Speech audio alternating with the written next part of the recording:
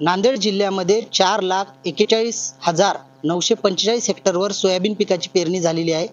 मागील 15 दिवसापासून जे आहे ते सततधार पाऊस पडत आहे। या पावसामुळे सोयाबीन पिकावर जे आहे ते मोठ्या प्रमाणात अळीचा प्रादुर्भाव होत आहे आणि अळी जी आहे ते सोयाबीनचे शेंडे मोठ्या प्रमाणात खात असल्यामुळे शेतकऱ्यांना जे आहे तो मोठा फटका बसत आहे आणि मोठ्या प्रमाणात जे आहे शेतकऱ्यांना फवारणी करावी लागत आहे।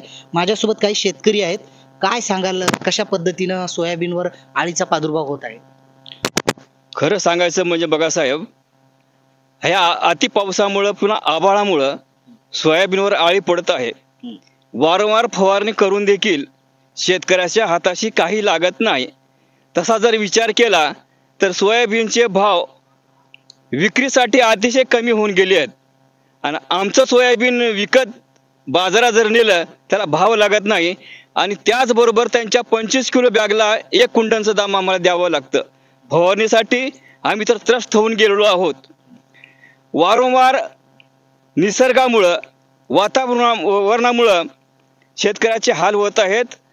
लगेच फवारणीसाठी मजुरी मिळत नाहीत। मजुराच्या किमती फार वाढलेत। किंबहुना एका मजुराला 10 घागरी जर आणायचे असले तर त्याला किमान 500 रुपये द्यावेच लागतात। आणि सरकारकडे काय मागणी आहे तुमची?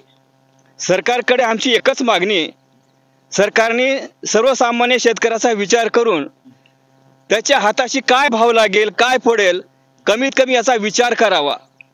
एकंदरीत सोयाबीनचे भाव फारच कमीत आहेत।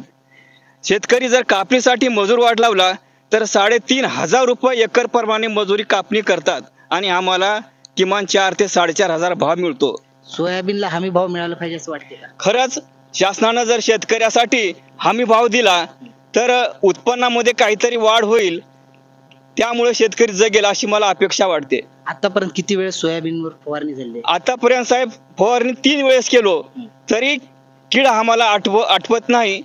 फारच नुकसान होत गेलं। प्रत्यक्ष पाहणी करावी शेतकऱ्याची हीच नम्र विनंती आहे। औषधाच्या किमतीबद्दल काय? औषधाच्या किमती किमान 1 डब्बा मारण्यासाठी 110 ते 115 रुपये दुकानदाराला द्यावे लागतात आणि फवारणीसाठी एका डब्याला आमच्याकडून 40 रुपये घेतात। त्यासाठी आम्ही फार त्रस्त झालो आहोत।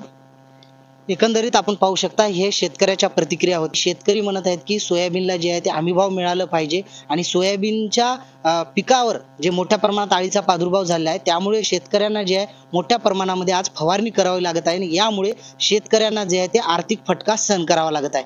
कॅमेरामॅन धीरज सोबत मी पवन जगडमोर, देशोन्नती, नांदेड।